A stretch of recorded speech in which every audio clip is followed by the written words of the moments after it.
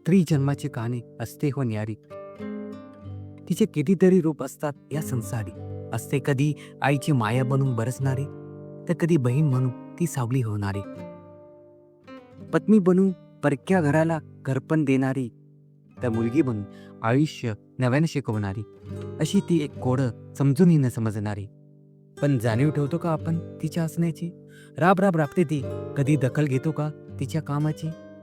हेही तिनेच करावं, घरची कामही तिचीच. असं करताना गळचेपी करतो असं का वाटतं आपण तिच्या भावनांची?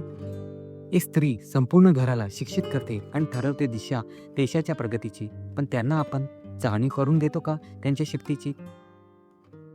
परस्त्री माते समान अशी संस्कृती आपली जपतो का ती आपण मनाशी? इतिहास पाहिला तर कळे, शिवाजी महाराजांनी कल्ल्याच्या सुभेदाराच्या सुनेलाही सन्मानाने घरी पाठवले, भले असूनही सून ती शत्रूच्या पक्षाची.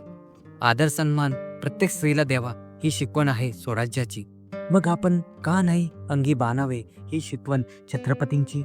आणि नेहमी उभे राहावे आपण या नारी शक्तीच्या पाठीशी.